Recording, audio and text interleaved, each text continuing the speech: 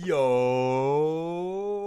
what's going on YouTube, and welcome to Goal Line Hockey. It's your boy Kevin Forte, and we are taking a look at Josh Ho-Sang and the continuing saga with the New York Islanders, as he was not invited to the Islanders training camp for the 2021 NHL season. We're going to be taking a look at that in this video. If you like what we're doing here at Goal Line Hockey, want to see the latest news around the NHL, you guys know what to do. Make sure to give this video a thumbs up and a subscribe down below. And let's take a look at Josh Ho-Sang not being invited to the New York Islanders 2021 training camp.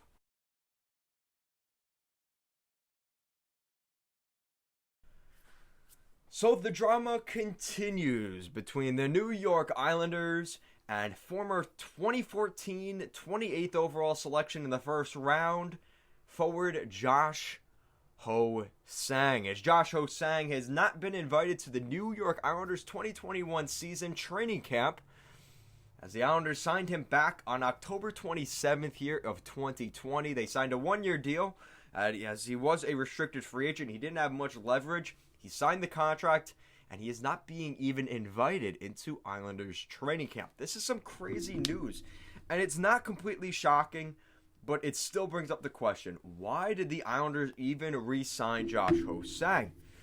Lou Lamoriello has a way of doing things, and I'm not completely shocked here. The Islanders have a really good roster. You already look at the Islanders group right now, and some of you may disagree with the line combination, but this is according to Daily Faceoff. You have Anders Lee, Matt Barzal, Jordan Eberle. That's a pretty solid top line. Anthony Beauvillier, Brock Nelson, and Josh Bailey on your second line. Jean-Gabriel Pageau centering the third line alongside Michael Dal-Colle and Oliver Wahlstrom. And we're going to go back to Wahlstrom because that's a big reason Ho-Sang wasn't invited to training camp. Cal Clutterbuck, Casey Cizikas, and Andrew Ladd round out the fourth line. So, that brings up the question, why would they not at least bring Ho-Sang in as good competition or this or that? You look at the Islanders roster, they're too good. You look at the Islanders roster, like I mentioned, you have guys filling that role that Ho-Sang was going to fill. Look at the Islanders right now. You have Dmytro Timashov, who they picked up from the Detroit Red Wings, played with the Maple Leafs last year. You also have Oliver Wahlstrom, who I just mentioned. You have Michael Dal-Colle.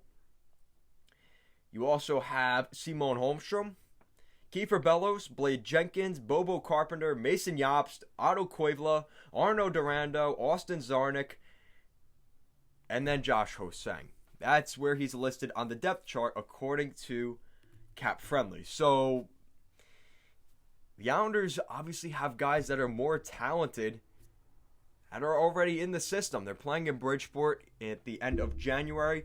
Don't be surprised if we see Ho-Sang at that training camp, despite the fact that he has shown his displeasure for the American Hockey League and that coach down there, Brent Thompson.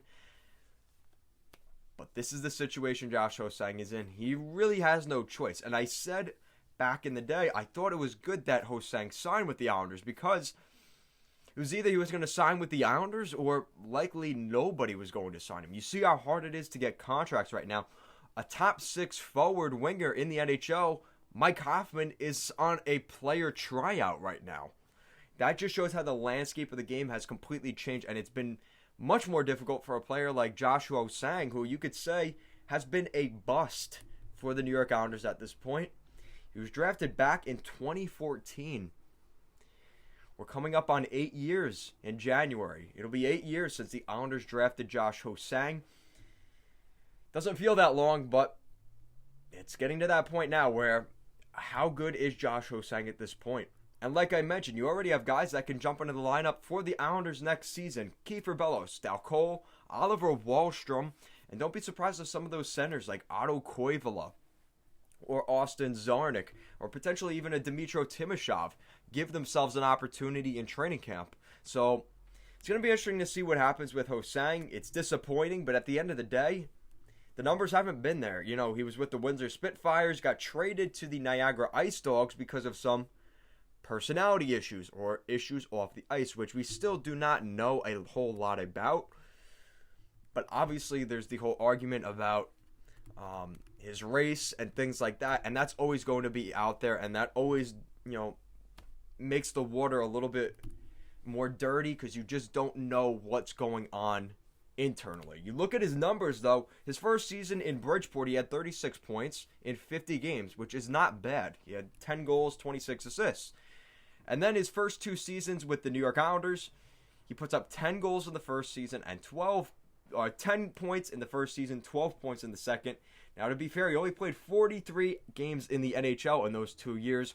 Now, remember, that was also with Doug Weight, who the Islanders were a very offensive-minded team. He was playing in the top 6 at points with John Tavares, as well as other guys for the New York Islanders in that 2016 to 2018 run for Ho-Sang.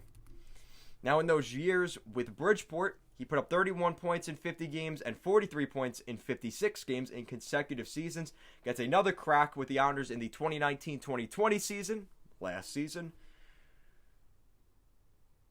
2 points in 10 games. All right? And then he goes back to Bridgeport once again. And then the story would end up where he ends up getting out of the Islanders organization and plays with the San Antonio Rampage of the AHL. He gets loaned to San Antonio, which is, I believe, the affiliate of the Colorado Avalanche. And he puts up 3 points in 6 games. So it's been wherever Josh Ho-Sang is gone, he just has not, he's been able to put up points, but then comes back the question, he doesn't back check. He's got some issues maybe off the ice. At the end of the day, his NHL numbers aren't that bad. He's almost half a point per game. 24 points in his 53 games in the NHL. That's not too bad. That's a point every other game for Josh Ho-Sang, and you don't see that all that often. The issue is, you look at his plus-minus numbers, even in his days in Windsor, a minus 23, a plus 26, a minus 2, and then his entire pro career, a minus 4, a 1, a minus 7, a minus 2, a minus 6, a 2, a plus 2, a minus 4, and a minus 3. And the reason you're a minus is because when you're on the ice, there's more goals going into your own net than you're scoring into the other team's net. And at the end of the day, it's not good enough. And coaches look at that. Even if you're not back checking, and if you're not passing the puck, he's known to be a guy that's kind of, I hate to say it, a puck hog. He's going to skate around, do all these little circles back around the net, and then he turns the puck over, and he doesn't back check.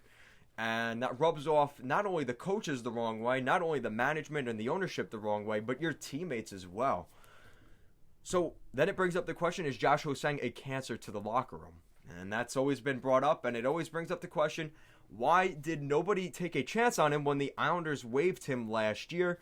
Nobody in the NHL took a chance on Josh Ho-Sang. So obviously there's some underlying issues we don't know about, but obviously general managers around the league and ownership know. So guys, let me know your thoughts in the comment section down below. What do you think of Josh Ho-Sang not being invited to the 2021 training camp for the New York Islanders? Do you think he'll get another opportunity somewhere else? Let me know your thoughts down below. And if you like what we're doing here at Goal Line Hockey, want to see the latest news around the NHL, make sure to give this video a thumbs up and a subscribe down below. Make sure to check out our Patreon for a weekly podcast every Thursday night. We're going to start doing live streams here at the beginning of 2021 as we get ready for the 2021 NHL season. If you want to get some of your questions answered on the Patreon, as well as answer some of your questions from the YouTube comment section, we also answer those on the podcast as well. Thank you so much for watching this video, guys, and let's go Islanders.